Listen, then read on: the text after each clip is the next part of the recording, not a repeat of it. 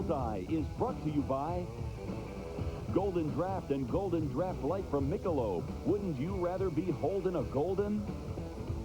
Your local Chrysler Plymouth dealer.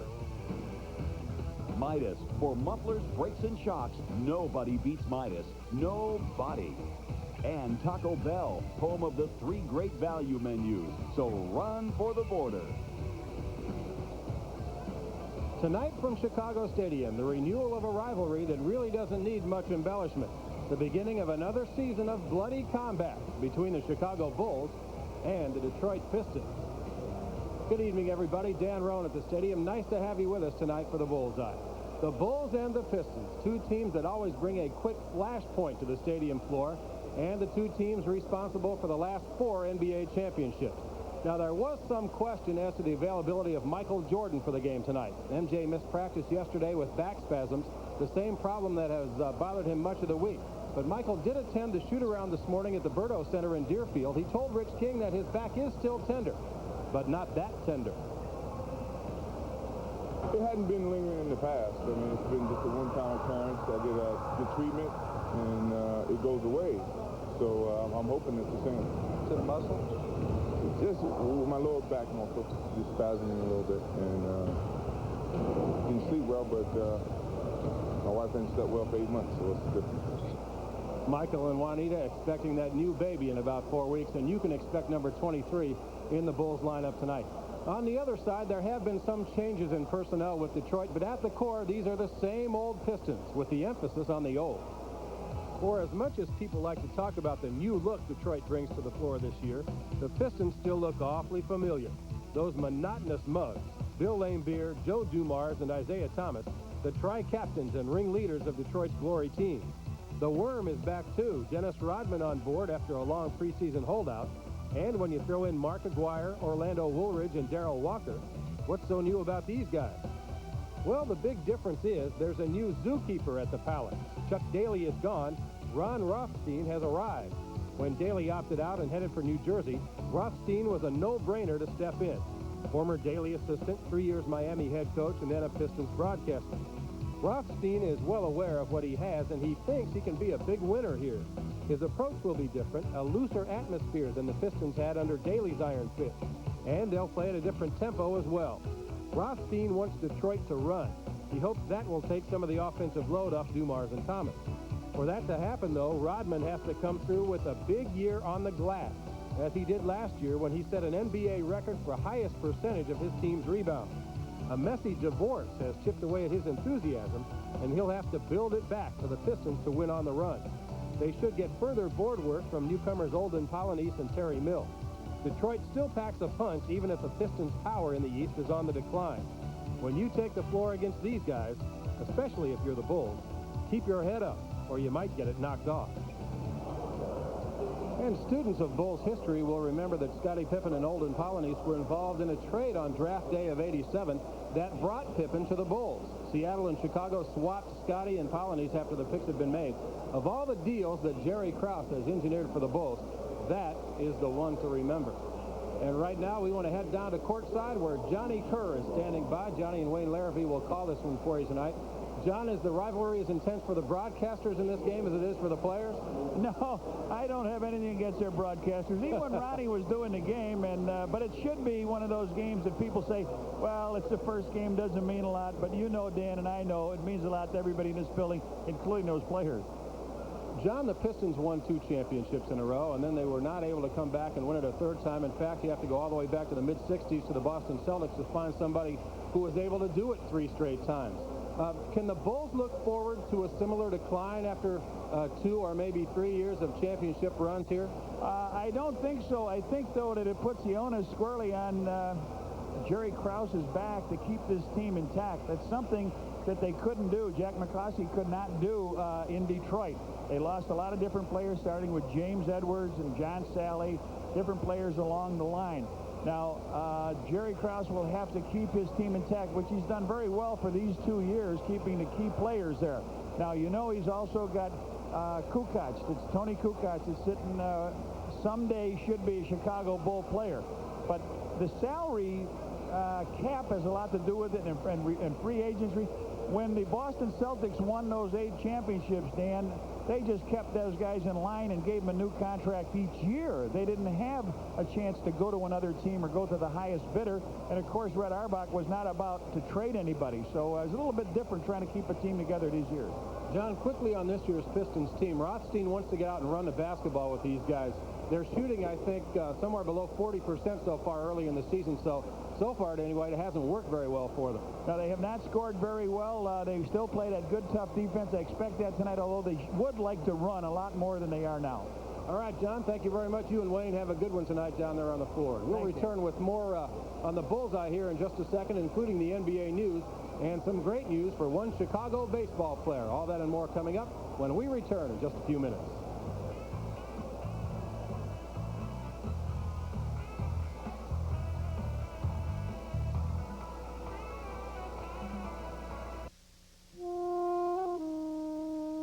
Back to Chicago Stadium, rapidly filling up with another sellout crowd.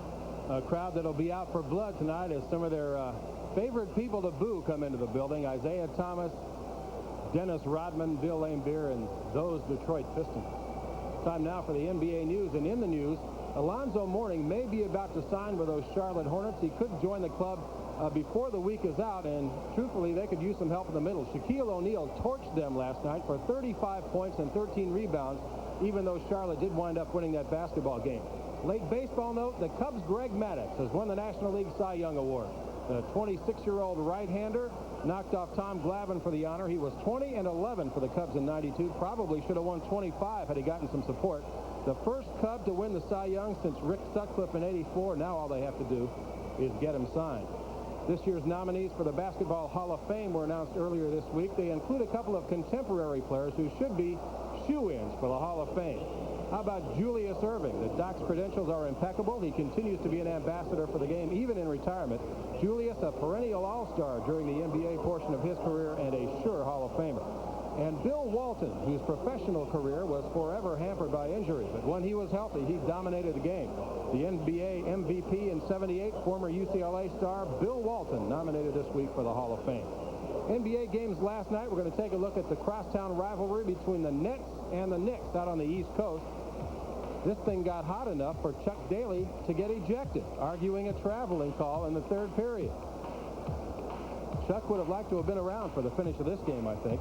His club fell behind by 10 points in the fourth quarter when Charles Smith drained one for New York, but the Nets didn't fold up. They got right back into the game behind point guard Kenny Anderson, who had 24 points last night. The game was tied when the Knicks made the game-winning play. John Starks on the breakaway. The Knicks led by 2 after this hoop, and they won it by 3, 99-96. New York off to a 3-0 start. The only other 3-0 club as of the moment, the Sacramento Kings.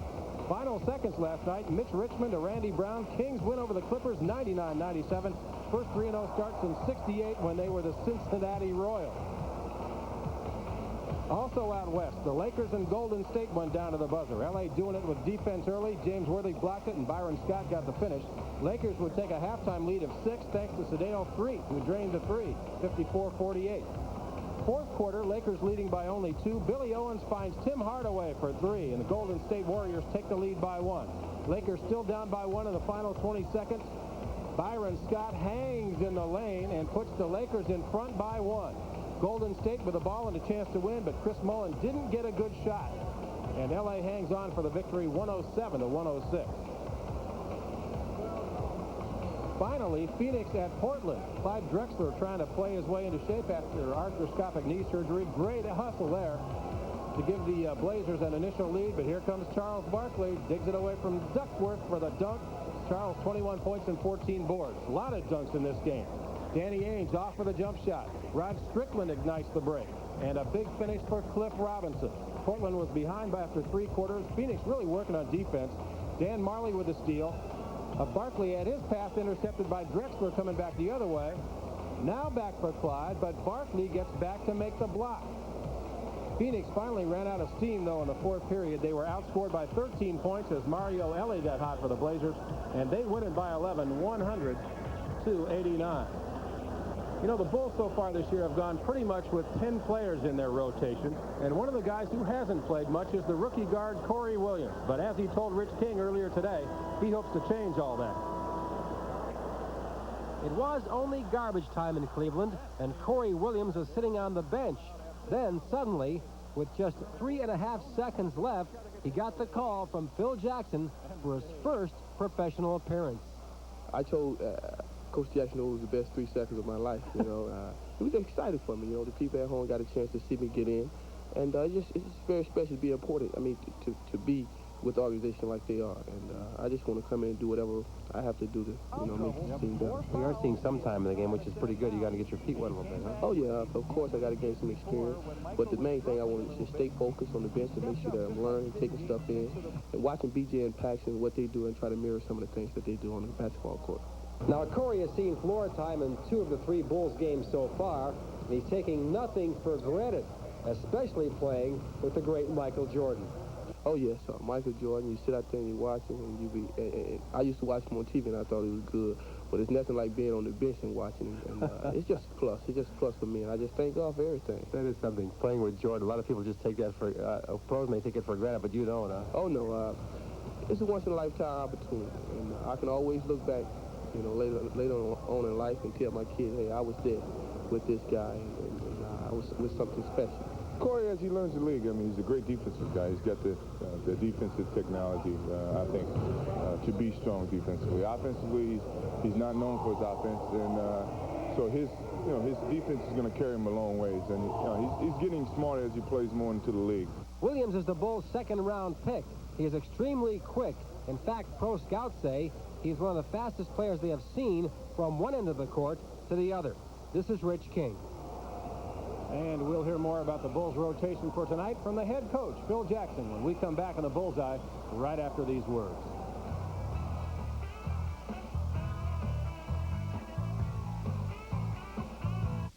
Clint Eastwood.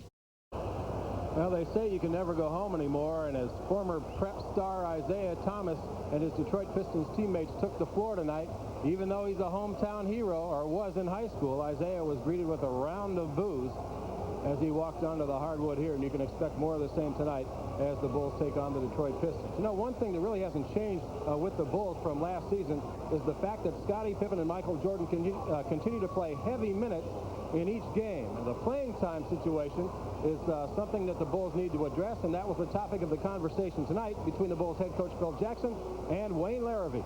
Well, thank you very much, Dan Rowan. Of course, the Detroit Pistons in town tonight. It's a whirlwind kind of week, as you mentioned earlier. The Chicago Bulls, a lot of games in the early portion of the season, Coach Phil Jackson. And I know that it's kind of hard to sort things out when you have this many games this quickly in the season, but you're getting 53% of your scoring from 2 players, Michael and Scottie, the Olympians early going. I imagine you'd like to kind of swing things around a little bit more, wouldn't you? Well, we would. There's no doubt we'd like to score 20% at all 5 positions, but that doesn't happen. And until John Paxson's really 100%, we've got him playing a lot of minutes. I think the dispersal of the ball is going to be just somewhat suffering a little bit. But we like the fact that Michael's come through for us a couple games big at the end. Horace had one bad game, and he's kind of struggled since then to regain his form. Bill's given us minutes, but we're only playing him 24 minutes a game, and that's the right pace for him to go at now. Well, you know, again, you've won some close ball games, especially here at the stadium the other night against Indiana. Certainly a classic case of Michael elevating his game in that final period. Well, I held on to him a long time in the 4th quarter because I knew he was hurting bad. That's a great shot. That's a classic shot. It glides down the lane, showing that right-hand ball, and then it switches it to the left. And, you know, he came off the bench and just gave us the spark we needed, getting those 10 points. And at that point, we had struggled offensively just a little bit there in the 4th quarter. We lost it a little bit, and we came right in and did the job. How is Michael as far as tonight goes? Well, he's going to suffer. I think it's going to be a little bit of Michael not playing 100%. But, you know, he came out in the first half of the game on Monday night against Indiana. Took very few shots till I forced him to at the end of the quarter. Had 8 assists. We had a 10-point lead. We scored 56 points. He didn't have many points. And we were playing right on in gear, right on kilter. And then second half, something got stuck, and we just didn't get our offense going, and we had to bail us out, and Scottie helped us out. But part of it is working in a Rodney McRae, and I imagine eventually a Trent Tucker. What's the situation with him? Well, Trent, right now, we're still looking at, you know, how long are we going to hang on to Pippen as a 2-guard. I like Pippen and McRae coming in to replace Pippen at 3 and that unit, but it's not functioning as well as I'd like it to function. We'll get Trent in there at a certain time, appropriate time, I hope. And right now, you know, Rodney is just trying to find a way to feel real good out there, comfortable on the floor. Who's coming out of where, get the ball to them and do some picking and get the boards and run out right. And he's really not looking for his offense. And we talked a little bit about the fact that offense is difficult to find in our offense sometimes. So it'll take him a little while. I'm not too expectant on that. Also, the backcourt this year has been a new look with B.J. Armstrong starting in place of John Paxson. We get a look at some of the numbers right here. Phil, what are your plans now at this stage to stick with the backcourt the way it's been the first 3 games? I'm looking at Paxson game by game. I'm looking for him to, you know, how he's improving. Is he looking better on the floor? I thought he looked better on the floor on Monday night against Indiana. Saturday night, he didn't have a great night against Atlanta. Looked uncomfortable on the floor. His leg wasn't there for the shot. And, you know, that's what I'm looking at. Not playing him more than 20 minutes, keeping him in a limited role, but yet keep his conditioning pretty much status quo. Give him a chance to recuperate that knee and rehabilitate himself and hopefully find a way to fit in. And then when he gets going, you know, then we'll feel real comfortable. Well, we've got about 20 seconds left. Let's revisit a big moment I know in your coaching career. This is the Bulls' first win in the Palace. A couple of seasons ago, it was a big moment. It helped push your team over the top. Well, those 10 seconds there that are running back on the clock, that seemed like a minute. That was the longest sequence of defense that we played. And it just, I kept saying, now one of those are going to fall. They just get lucky all the time. But that was the break of a spell. And since that time, you're right, our rivalry has changed colors. It certainly has. The Bulls, matter of fact, here at the stadium have won 11 straight over the Detroit Pistons. Phil, best of luck tonight, and we'll catch you Saturday night on Bullseye. Thanks. Let's send it back upstairs to Dan Rowan. Wayne, thank you very much. And don't forget the debut of No Bull with Bulls head coach Phil Jackson, premiering Sunday, November 22nd at 7:30 here on Channel 9. That's right before the Phoenix Suns and Chicago Bulls basketball game on WGN. And we'll come back tonight to wrap it up on the Bullseye right after these messages.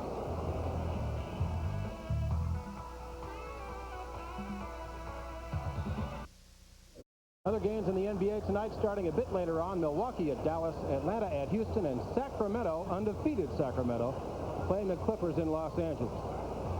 Our next televised game here on WGN will be Saturday night here from Chicago Stadium as the Bulls step out of the Central Division for the first time all year, taking on the Denver Nuggets. Bullseye at 7, tip-off at 7:30 right here on WGN. That'll do it for us on the Bullseye tonight. Thanks for watching, and enjoy the basketball game coming your way next. The Bulls and the Pistons right here on Channel 9.